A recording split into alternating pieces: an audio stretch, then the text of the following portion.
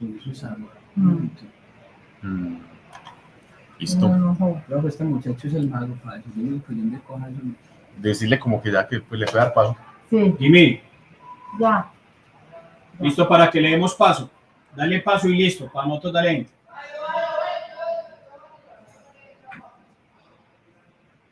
Listo, muy bien, ahora sí está conectado, está en línea con nosotros. Démosle la bienvenida al doctor Vinicius Danilo. Nonato. Bienvenido y gracias por estar presente en esta versión de Expo Tecnológica 2021. Gracias. Dear all, I'd like to thank you very much for the invitation for this presentation. And my purpose here is to talk about at least a little bit about the X-ray powder diffraction technique and characterization of crystalline and amorphous materials. My name is Vinicius Bezzon, and I'd like to thank you very much for the organizers of this event for the invitation to present this subject in this conference. Okay. To talk about the X-ray powder diffraction, I will cover some topics in this presentation. And first of all, I will introduce myself about my research lines that I've been performing since 2019. And I will show some aspects about the X-ray powder diffraction technique itself and some applications on the characterization of crystalline materials and amorphous materials. So I will show you some results about the Richville method and what is possible to do with the Richville refinement using the X-ray data, X-ray diffraction data, and what is possible to characterize of amorphous materials using the pair distribution function method with X-ray diffraction data. So, okay, here we are. Since 2019, I've been working at the Federal University of ABC in Santo André, São Paulo, in Brazil. This is a very nice university, a new one, and our laboratory of crystallography and structural characterization of materials. This is our team, and all of them are working in this laboratory, and my co-workers work in different fields. For example, we have researchers working with perovskites for technological purpose. Other ones are working with biomaterials, and other ones are working with pharmaceutical compounds or pharmaceutical systems like me. And but all the research that we've been performing in this laboratory are related to the X-ray powder diffraction characterization.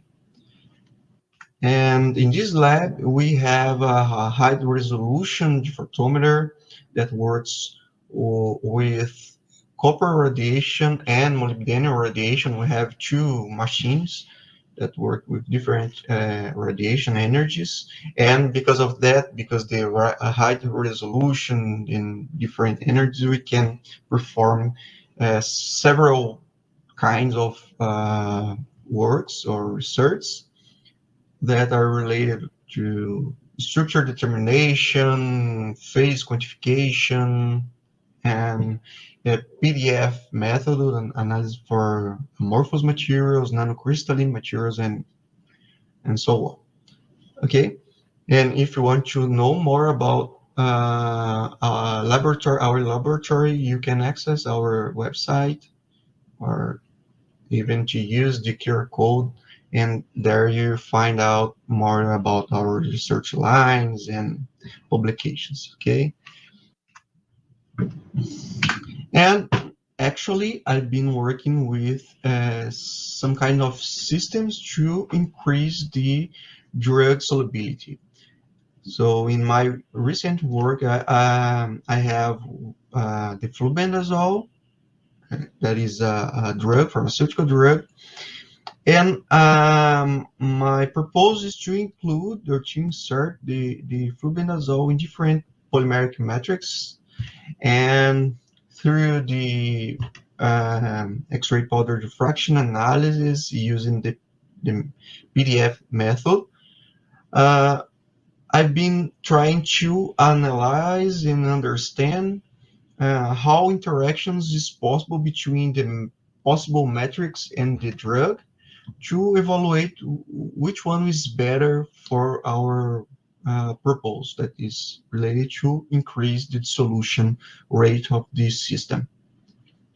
And I will show you the recent paper that we published related to this subject. And well, I will present some aspects to consider when we are talking about the X-ray powder diffraction technique, and some questions can appear, and we can think about that to understand better what's the purpose of the technique on the characterization of material. Usually, when we try to analyze some kind of material, a crystalline material, we use the X-ray powder diffraction to understand the structure, material structure. But the first question is, what is a crystalline material? So crystalline material is when the atoms or molecules or ions inside the structure of the material, the composing of the material, are very organized and defined in a certain way, and this organization repeats all over along the 3D structure. So we have such kind of material as ceramics, as metals, as minerals, even as pharmaceutical drugs. Right? So when we have a material with certain degree of organization, we are talking about the crystalline material. And the next question is, what does crystal structure mean? If we have a crystalline material, this crystalline material has some kind of crystal structure, right? But what does that mean? And if we look at this kind of material, crystalline material, at atomic range, we will notice some kind of organization in this structure, and the minimal organization that we can see in this 3D ordering can be represented for a minimal organization that represents the total structure. That's called the unit cell. The unit cell is the basic structural unit of the crystal structure. So if you have some kind of disorganization, we have a crystal structure. So this crystal structure, the unit cell, can be organized in a different way. So it will those different ways will yield some different crystalline system or crystal systems. And if we understand how these atoms and molecules are organized in this structure, so in other words, if we can understand and represent how this unit cell are organized in the structure, because this represents the 3D structure, we can understand the physical and chemical properties of the material. So in a crystalline solids, the atoms are arranged in a periodic array, and if we put this unit cell, the basic representation of our organization in this structure, side by side in composing the 3D structure, we will notice that there is a long range order of these atoms. And we can represent, or we can understand the average the global average structure for our material. And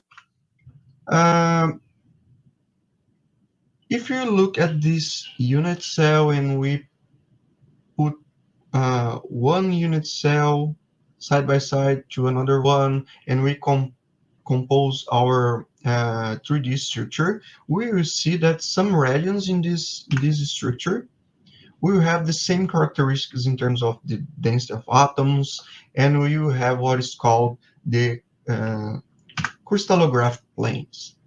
So if we consider that the total structure will have different crystallographic planes, we can consider that our structure will act as a grade of diffraction, because our radiation has the same order of magnitude of the structure. So this structure will act like a grade of diffraction. And this is a very nice representation when we have here we have different, the same family of planes, crystallographic planes, where the atoms are well organized and has the same characteristics. So when the first wave reaches the first plane and the second wave reaches the second plane, this is the incoming beam, and this is the diffraction beam. So to see those both waves in constructive interference, the second wave has to follow or to cross a longer way. So by simple geometry, we can associate this longer way to be in constructive interference, following what is called the Bragg's law. So the Bragg's law will associate the wavelength to the Bragg angle and the interplanar distance. So we can, following this equation, we can have lots of information about the crystalline structure. And after the diffraction, we will see we will have some constructive interference and destructive interference, and we can organize those informations in a graph that's called Fracturogram. In this diffractogram, we will have the intensity, what we observed as intensity from the constructive interference versus the 2 theta, the measurement range. And each one of these peaks can be associated or related to a family of planes. And because of that, we can understand, or we can describe the structure that we are analyzing. And in other words, we will have something like a fingerprint of the structure. This information is unique for the structure that we are analyzing. And because of that, this technique is very powerful. Right? So there are several methods that we can use to treat the data, this data. And one of them that's very important and very efficient as a tool to treat the data is called the Richville method. The Richville refinement will provide you the adjustment between measured pattern to calculated one. And because of that, because of this adjustment, it's possible to obtain the more characteristic or more precise lattice parameters and other aspects from the crystal structure. And the Richville method, by the Richville method, Richville refinement, it's possible to obtain a better understanding about this organization of the structure, the crystal structure, the stoichiometry, the density of the material, and so on. Okay. And also, through the ritual refinement, if you have a sample that are composed by different phases, it's possible, by different crystalline phases, it's possible to quantify those phases, the weight proportion of the related to each phase in that sample. And this technique is not destructive. You can recover the sample, and you have it is possible to obtain several results about the analysis, the sample. One of them is the quantitative phase analysis. And another question that came through is, why is it important to know about crystal structure of materials? Because we can have informations about the density, stoichiometry, and we can make some calculations about the crystal morphology based on the crystal structure that we obtained through, for example, the Richfield method. So is it important because the chemical and physical properties can change if you have some variations in the crystal structure. For example, if you are working with crystalline drugs, we must consider the polymorphism that is very common for the drugs. For example, the spironolactone forms 1 and 2. We have the same chemical compound, but this chemical compound, the molecule, are packed or organized in a different way in the unit cell for those different phases. And the chemical and physical properties will change very significantly. For example, if we have different polymorphs in crystalline drugs, we can observe different behavior for the dissolution rate. And as consequence of that, we'll observe different bioavailability in the drug in the body. And this is a very common problem that we can find when we are working with crystalline drugs. Okay, because of that, it's very important to know how the structure are organized and the molecule are packed in the unit cell to understand the properties that we are dealing with. And when we have crystalline material, we will obtain well-defined peaks in our diffractogram, and this is in a certain way easy to characterize our sample because we have well-defined peaks. But when we go through nanocrystalline and even amorphous phase, the problem is that the width of the peaks becomes very broad, and in a certain way we can lose some information if we are working with the conventional X-ray powder diffraction and the associated methods. And if we have a well-defined peaks, we can work with the Richfield refinement to treat the data, and it's okay. We can it's a very efficient tool. When we are dealing with nanocrystalline structures, we can use the SEX method, that is small angle X-ray scattering, to obtain the morphology of the particles, nanoparticles, and we can also evaluate some interactions between compounds in systems that are made for made of some compounds interactions. And when we are working with amorphous phase, we can use the pair distribution function method to obtain informations about the local structure in the case of the amorphous phase.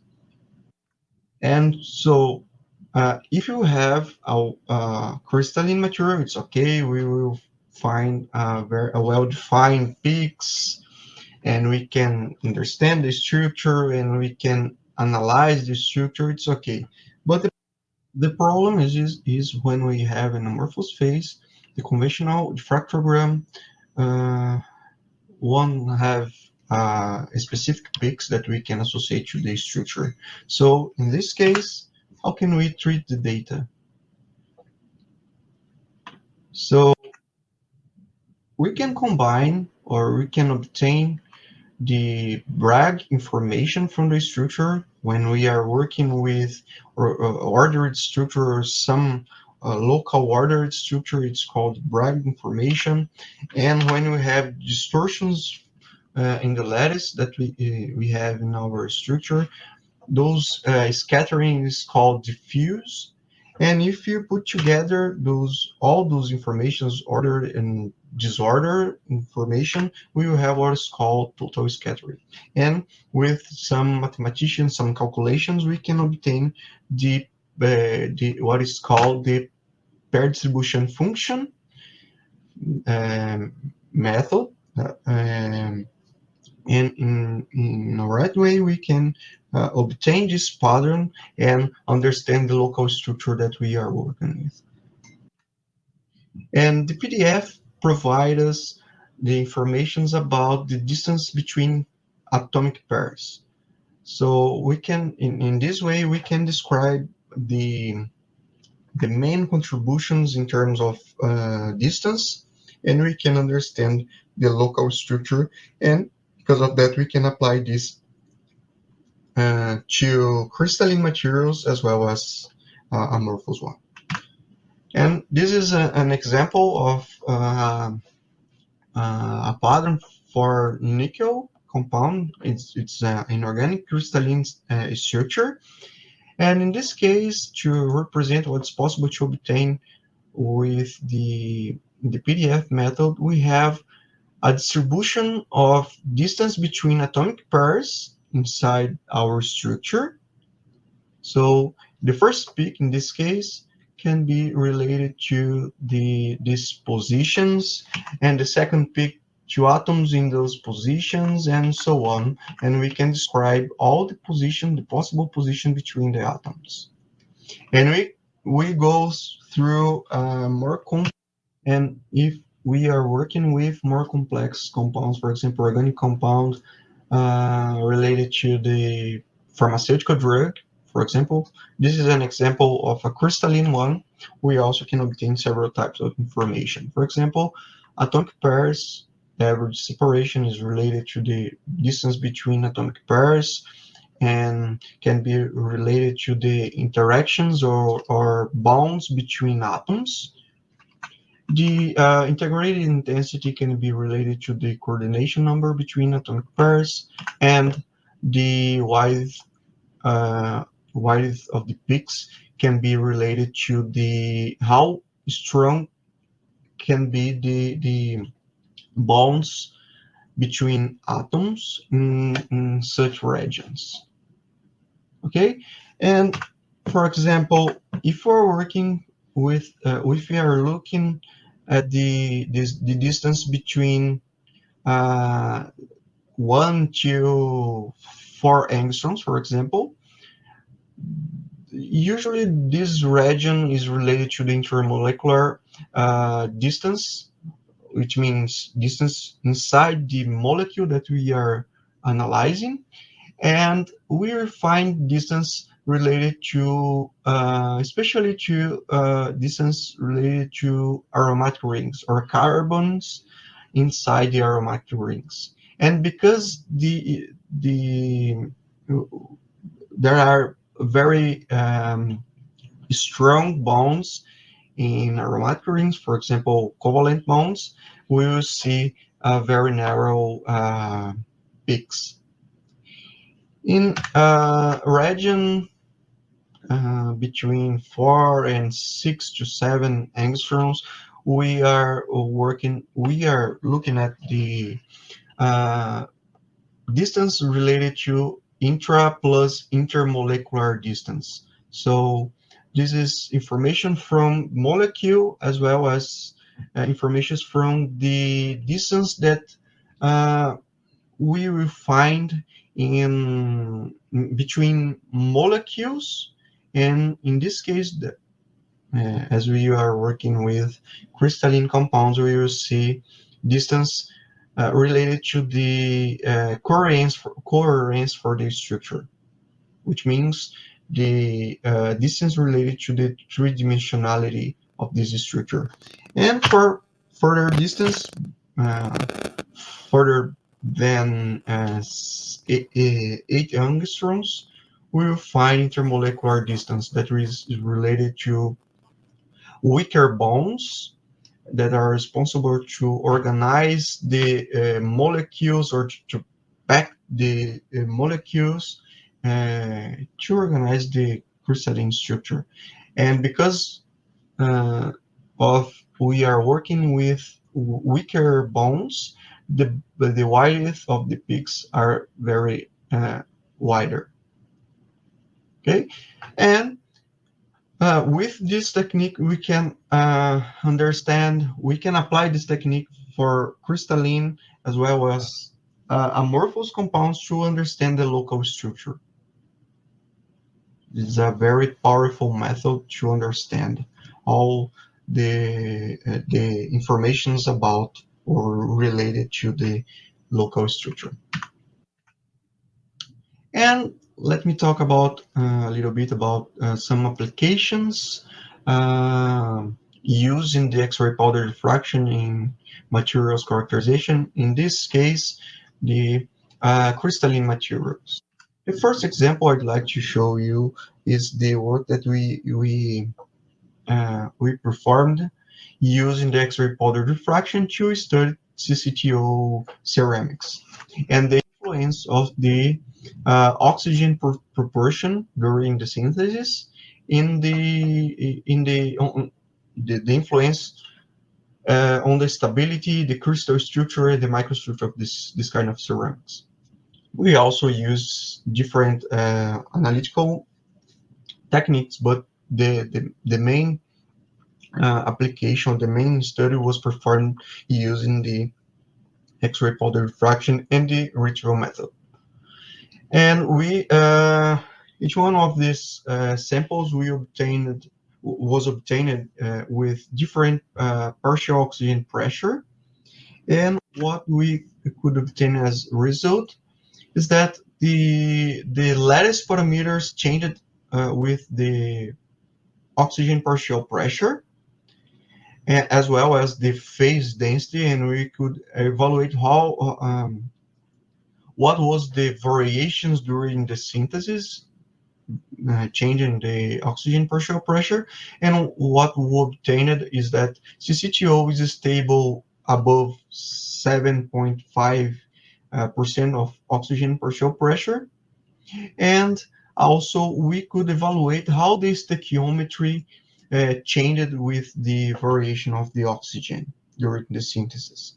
And the stoichiometry depends on the oxygen amount during the synthesis. So it's important to say that we use the retrieval method to obtain all these results, these lattice parameters, as well as the stoichiometry that is related to the occupancy factor, and we could understand how the structure changed with the variation of the oxygen.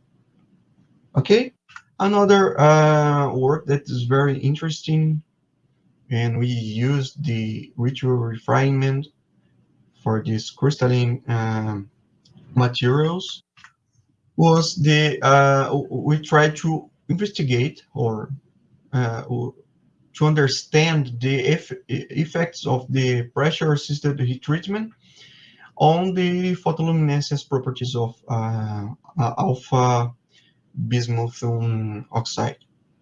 And for that, we use the X-ray powder diffraction, ritual refinement, and other analytical techniques. But through the ritual refinement, we could evaluate the sample that was pristine and then another one that was under pressure and heat treatment, and we could obtain some informations about the variations of the coordination polyhedron we obtained some variations for the polyhedron that could be related to the changes on the electronic density, and we observed some we associated those variations of the polyhedrons to what we obtained as photoluminescence results. So we could observe that from one sample to another, variations of the band gap from 3.05 electron volts to 2.85 electron volts. And we could associate this with the variations of the crystalline structure. Okay, and now I will show some applications of the technique, the X-ray powder diffraction technique, on amorphous materials characterization. And in this case, I'd like to share with you a recent paper that we combined reverse Monte Carlo and pair distribution function method with X-ray powder diffraction data to understand the influence of amorphization process on verapamil hydrochloride, that is a pharmaceutical drug. And we amorphized this sample using solvent evaporation technique, and we combined. So we combined the reverse Monte Carlo and PDF method to understand how the structure changed during the amorphization process. And with from the reverse Monte Carlo analysis, we obtained the distribution of distance for the main atomic pairs that is scattering better the radiation, that is the carbon-carbon correlations, and we obtained the possible distance distribution for those kinds of correlations. And also we can associate or can use those informations to understand how the amorphous was organized in a local structure compared to the crystalline structure. And you obtain that for the distance that are related to aromatic rings was preserved, as well as the angular distribution for the carbon atoms. So this is the results for the amorphous sample, and we could see that the angular variation or angular distribution for carbon atoms, mainly inside the aromatic rings, was preserved. And because of that, we could ensure that during the amorphization process, the aromatic rings were preserved, or the molecular structure were preserved, but we could find some distortions or some variations for the oxygen-oxygen atomic pairs. And this absence that was observed related to the distribution in the structure factor for this kind of pairs, the pairs oxygen-oxygen, we could relate it to the chemical medium range order. The other distance that were kept in the amorphous sample, this region and this another one, could be associated to the chemical short range order, which means that the chemical short range order was preserved and the medium range order was we found some disorder in such level of the structure, and as the consequence, the oxygen-oxygen correlations length were strongly distorted, but the aromatic rings were preserved. So probably this is the main mechanism that is related to the amorphization of the verapamil hydrochloride using the solvent evaporation technique. Another applications of the X-ray powder diffraction to understand the structure of the amorphous compounds, or when you analyze the influence of the amorphization process of niclosamide using the acoustic levitation. The acoustic levitation, we have acoustic waves for an emitter and a reflector, and we have our sample levitating in the middle of this system, and we use the synchrotron radiation reaching the sample, and we can evaluate the patterns and how this structure recrystallized over time, and we could evaluate how was the influence of the metrics that we combine this system, and how effective this matrix was to preserve the niclosamide, this pharmaceutical drug, as amorphous compound. And as a last result, a last example that I'd like to show you is related to the amorphous dispersion of flubendazole. So that is my actually what I actually am working with.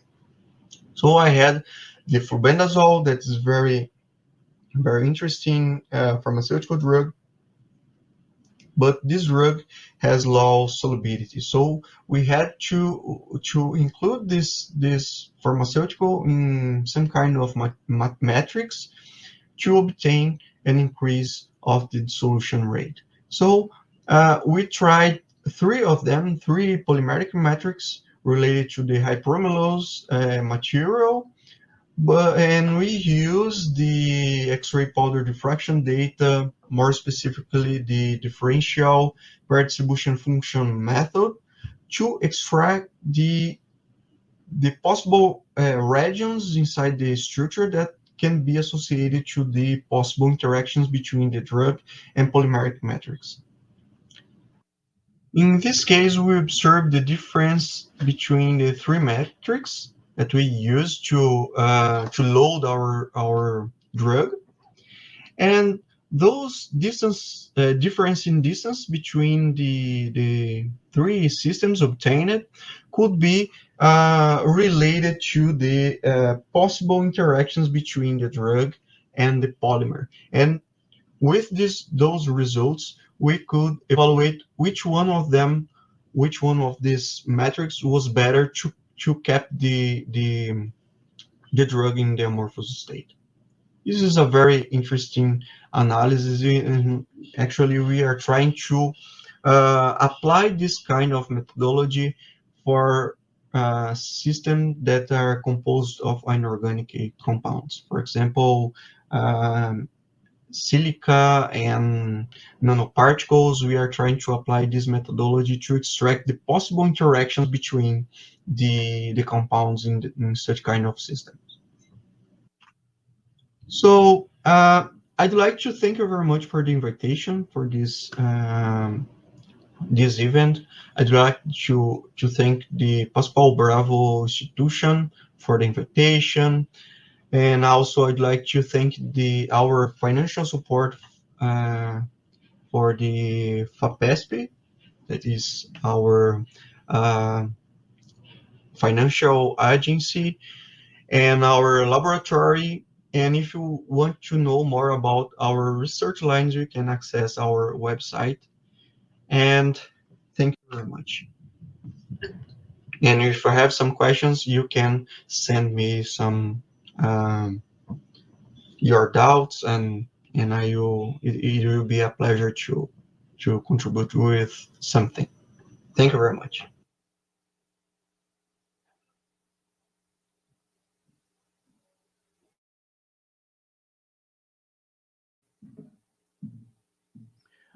Muy bien, muchísimas gracias entonces al doctor Vinicius, Danilo, Nonato, gracias por estar con nosotros en esta primera parte de Expo Tecnológica 2021 de este primer día. Vamos a un receso, vamos al momento del almuerzo y nos volvemos a encontrar en 1 hora exactamente a las 2 de la tarde para continuar con el desarrollo de nuestros diferentes contenidos. Mil gracias a todos los que están conectados ahí con nosotros. Nos encontramos a las 2 en punto.